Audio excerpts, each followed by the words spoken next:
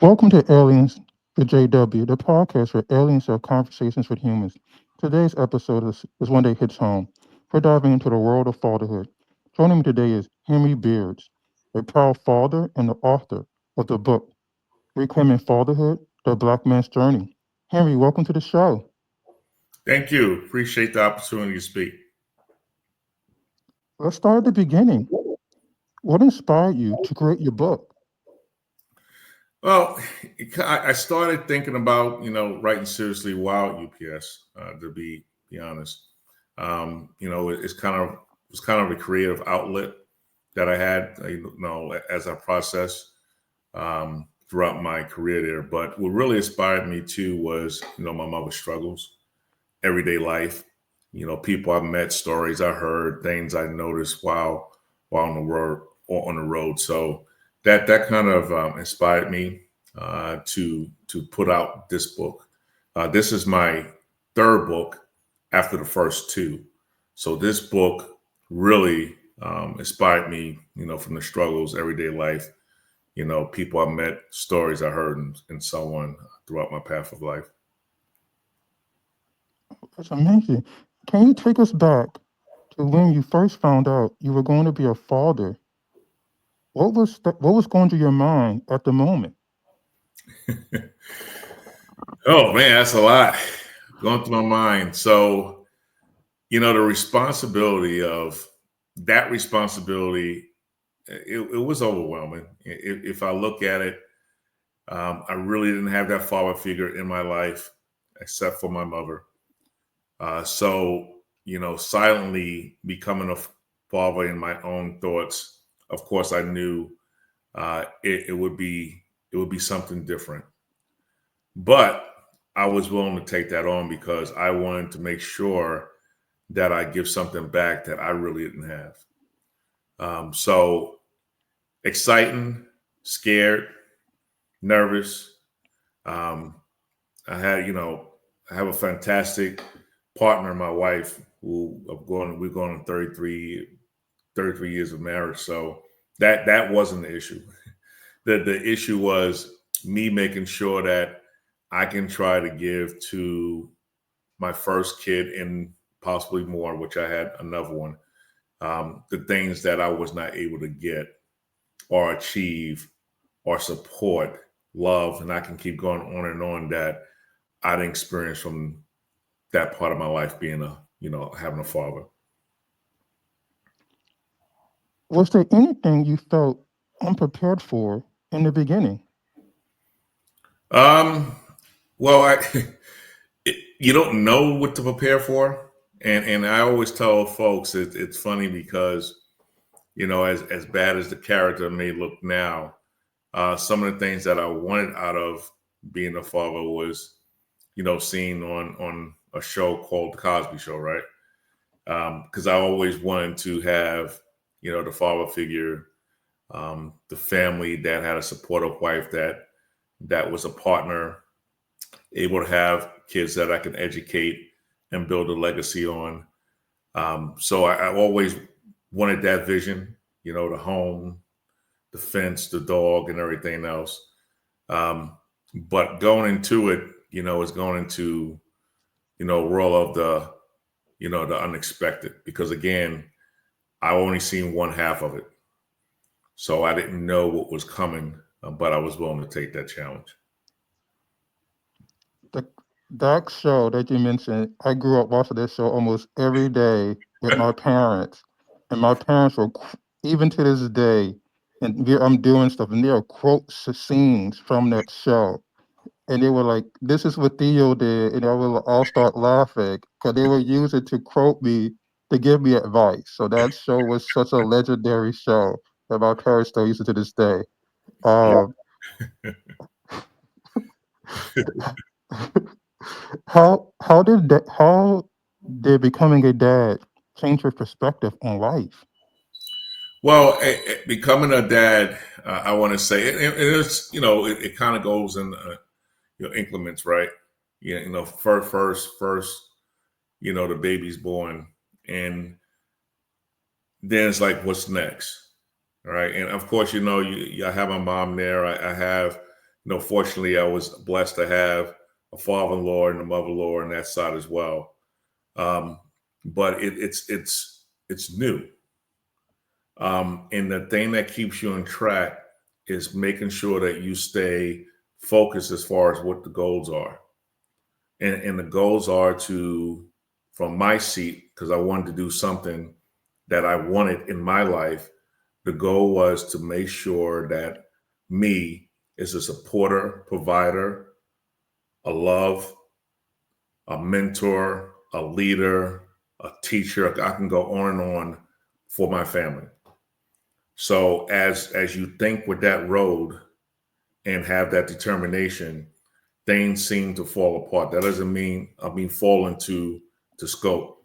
That doesn't mean you don't have challenges or obstacles, but that means you got to stay focused on the true goal that you're trying to accomplish. That leads me to my next question. When your kids were growing up, what was a typical day like for you as a dad? Well, so I worked the UPS, and I want to say in the very early stages, I didn't travel as much as I did as I moved up, with the company. So as I moved up with the company, that's when that support, had to come from my wife, Karen. So the challenges was always I needed the support, for my family. Oh, by the way, I relocated 6 times.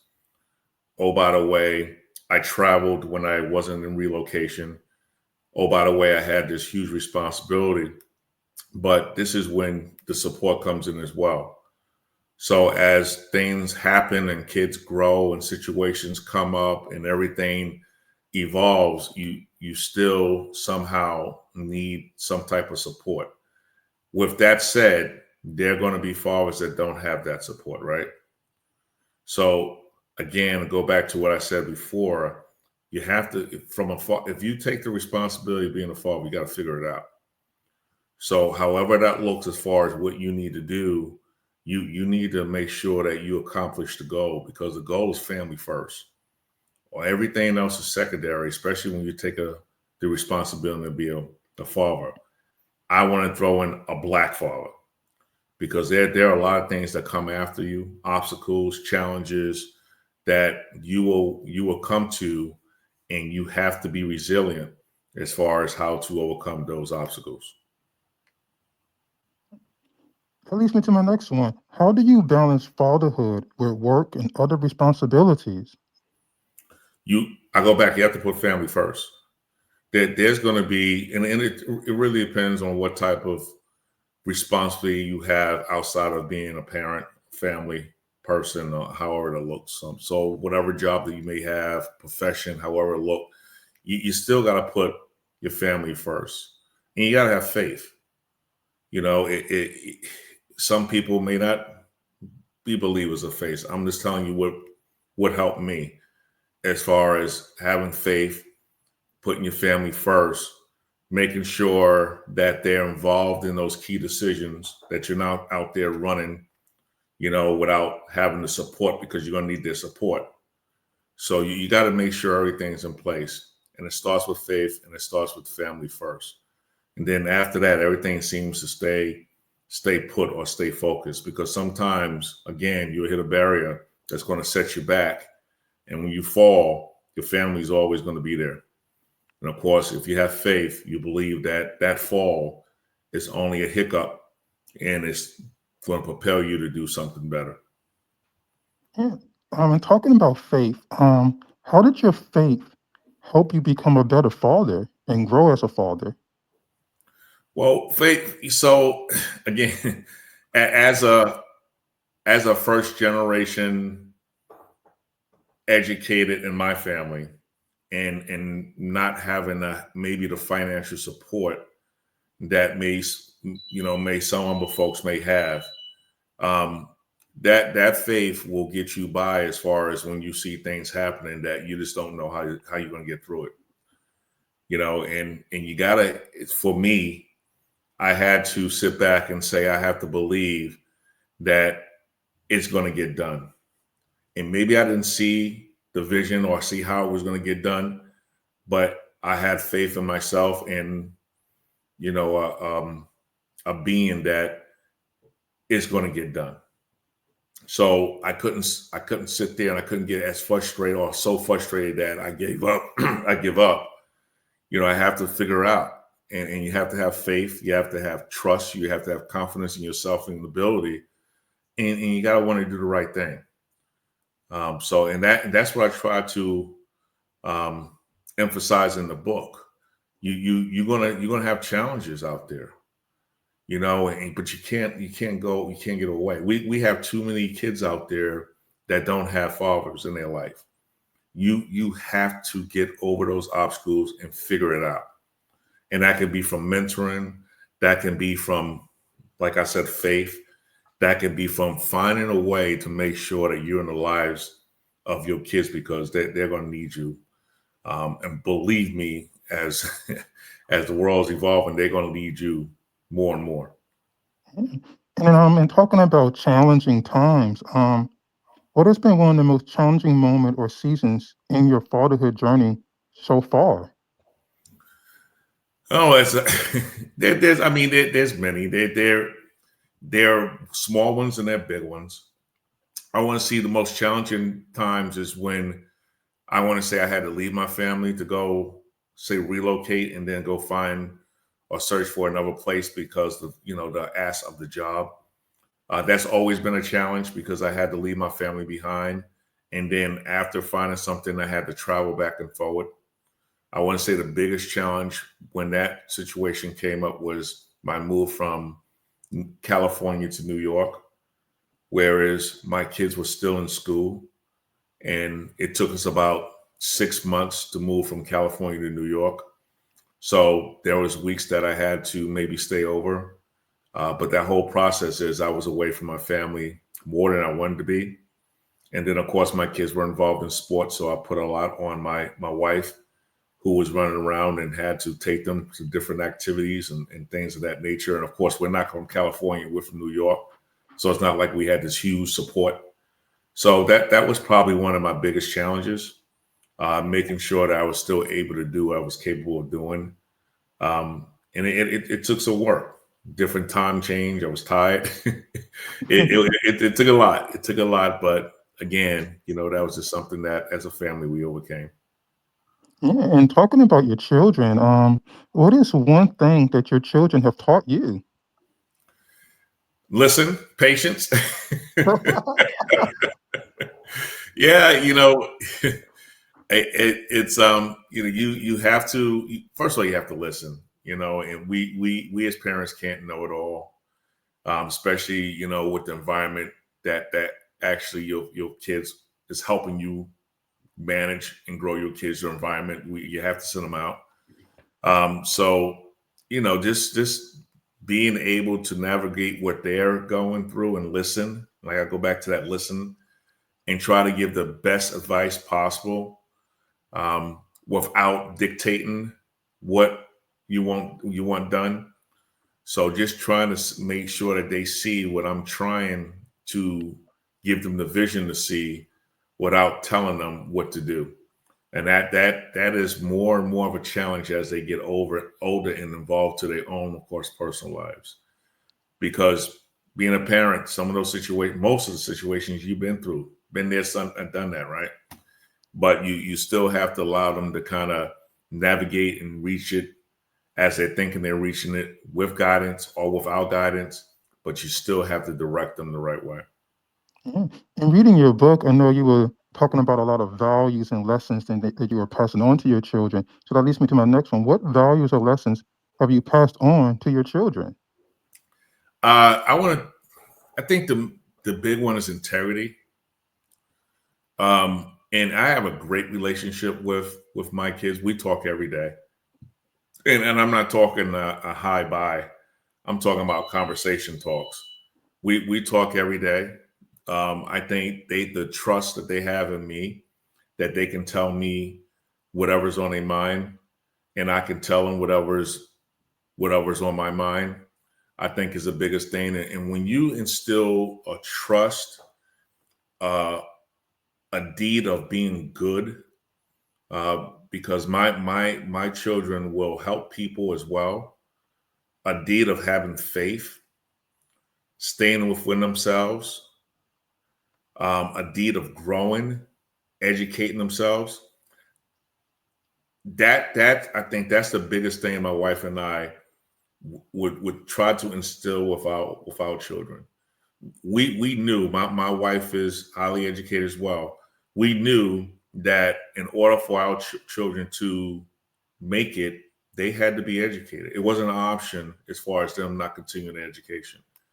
Because as we grew up, we knew that some of those things in the past will stop you from opportunities when you're trying to go with opportunities when somebody that doesn't look like you have more of an education, say. So instilling those values was very important. I think we've done a good job, but you got to start instilling it from the beginning. And I think their trust in us and our trust in them, I think, is really a key. That's amazing. That leads me to my next question. What is some advice or wisdom you wish someone would have shared with you about fatherhood? He said, "I'll go back to that garbage show." I got a lot of advice from Bill there, but yeah, it's as and I go back as I look at some of the relationships and some of the fathers that I grew up with, and they're not married, or that the families they had multiple children outside of you know marriage or with different relationships. I still go back to what I saw and learned from the Cosby Show that my mom also tried to teach me to have. My mom didn't have a real serious relationship, even though she was my father. She didn't really have a serious relationship until everybody was out the house. Because our concentration of raising her three boys was the concentration that she just wanted to still to make sure that we got out of Brooklyn and Queens, and the family that we grew up with, though they had a lot of issues, but we didn't have those issues because she instilled again the same thing I instilled to my kids: the trust, being good, doing what's right, and staying out of trouble, which gives you an opportunity to stay here and survive. So that's a lesson I learned, of course, from my show, but also from my mom. When after you grow up, you're 18, you said, man, why was she so strict? And then you realize why she was so strict, because she kept us out of trouble. We grew up in Brooklyn. I saw everything growing up in the streets there. And it's like I said in my book, I have friends that are not here anymore. I have friends that are probably still in jail. I have friends that don't have marriages of 33 years. So you go back and you kind of appreciate, the bring up and the growth and the guidance that single Black woman had for you. So, that enabled me to instill those values as I was trying to give to my family as well.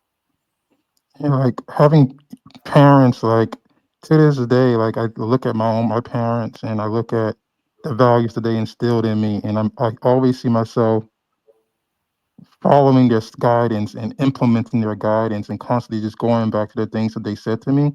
The most part, the things I didn't understand at the moment back then, now I fully understand.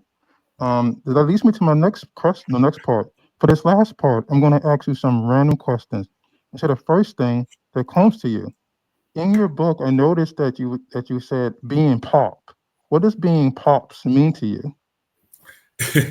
That's something that I didn't get until the South. so, pops, I guess, is a popular thing to say down here. So my son-in-law and now my son call me pops. Being pops mean being the father. It just sums up. It's the word of father.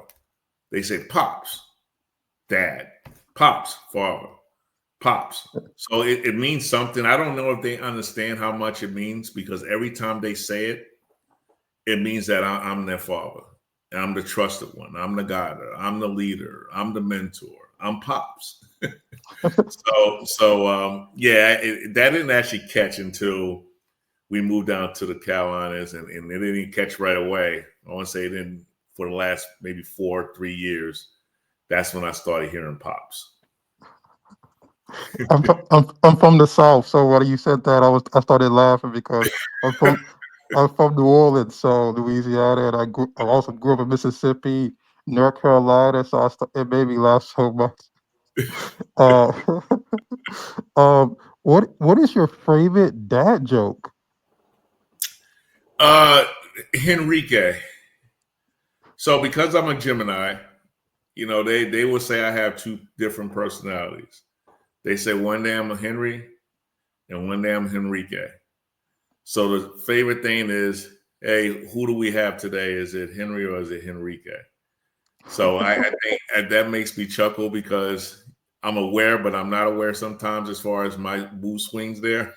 But it makes me chuckle when my daughter would say, "Hey, do we have Enrique today, or do we have Henry?" So I chuckle off of that. Oh, I want to check. I'm still going to ask this question because I want to see if what you just said is going to be the same answer. If your children could describe you in one word, what do you think they would say? Wow.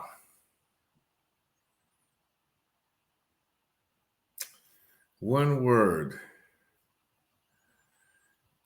Huh. I don't want to say dictator because they always think I'm trying to, you know, get too much involved. Coach, that's probably Oh, better. yeah. It's funny because of like when I was growing up, because my dad is 6'4".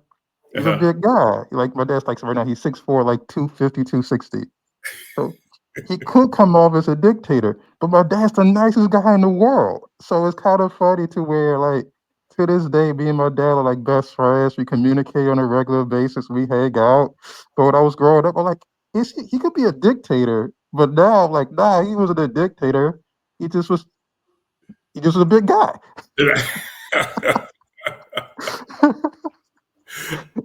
I understand deeply. Um, and that would lead me to my last question. Is there anything you would like to share before we end the show? Yeah, and first of all, I really appreciate I really appreciate the opportunity. I really do.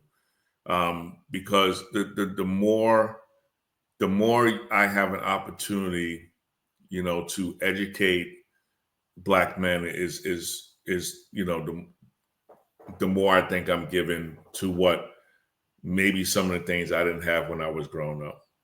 So um, I just want to give some advice, um, as far as my final thoughts about the book.